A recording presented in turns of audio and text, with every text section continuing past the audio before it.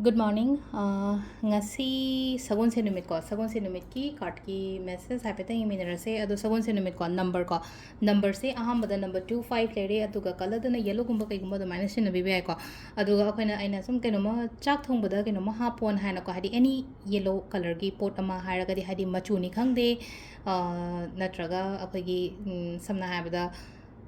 Maiden ka harasina ko hadi maiden machet ama kay ma hadi chakta ngan ba dum kai shukai dena ko admai tawraga admai taw birasu yai ko ado koi first ko ko ye card ki message yenga se aduga timing of hoba sai pe yenga se ko ngasi gyuna hadi timing of hoba se kai kai lege haibado adu dum asu yeminara se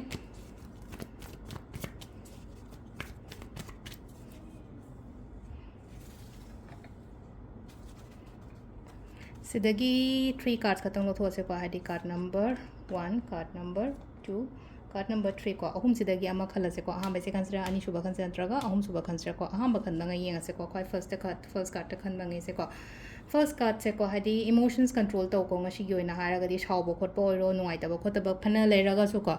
mayam mamang da show to ko no sigi pot se ko hai tare ko da haduga hadi ngam su ngam gani ko hadi control to ko sigi pot mayam se hadi balance thamba emotionally balance thamba khot pa hai tare ko khitang practically ꯑꯩꯈꯣꯏꯒꯤ ꯈꯤꯇꯪ ꯀꯣ decision ꯃꯦꯀꯤꯡꯗꯁꯨ ꯀꯣ ꯑꯗꯨꯃꯥꯏꯅ ꯈꯔ ꯇꯧꯕꯤꯌꯨꯀꯣ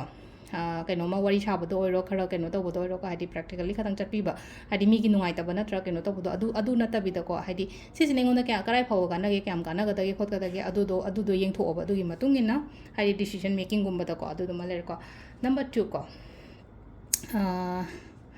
Number 2 sisu ko yam clear oigani ko ai ngasi kai tawdoino khotoino haibado ko yamna clarity gumba la ko se hai tare ko yam clarity gumba la I aduga amana mu kaino sida hai se ko khatang cool oina su lay ko ngasi se hadi mind se khara relax oina adumai tawro khatang adumai na gumba lebi ba legal matter gumba kai gumba adumai na ayeda pan ga lere ga di dum ai ngonda ai gi favor da la ko ko adum ba su oigani ko hadi ayeda pan ha legal not only legal matter khatang na tabi da ko kaino ma yetna raga kaino ma mari tawna raga lay ko lena kala se adu taraga di adu gi poto ai gi favor da lakpa khopal mai taraga lai ko number 3 ko number 3 sina silai se ko receiving oin oi ko hading asi se kanu ma receive taw yai ko ai gi oina hai tare afaba pot ni khangde afaba pau nungai bani khangde natraga mina kaino ma pibi rak pani khangde mina mating ama tarok pani khangde natraga hana chatkraba mi natraga hadi imanabagumba haisne thaina imanabagumba punba khotpa admai taraga lai ko hadi gathering gunba so oiba su yai hadi childhood friend gumba kai gumba adumba thengna ba khotpa adumba su khara lai ri ko sisina khoi card ki message lere ko timing sina ayuk ki mariga minute kuntraum doi dena taruka minute traum doi paum lere adagi mapan ga minute kuntra ma thoi dena pung ani ga minute kuntra paum lere mariga minute mapan dagi na pung nipan ga minute kun mapan paum lere ko aduga keno dagi nungdang ahingi na trama thoi ga minute trama thoi dena baro ga minute kuntra ma thoi paum lere ko aduga nung ahing dagi na nungalam dai pa harsine ko mathange amaga minute yang kai ni thoi dena pung mariga minute kuntra um paum lere ko sisina khoi gi ngasi gi oina afaba timing ko adu sida lere khoi gi daily card messages ko ma'am thank you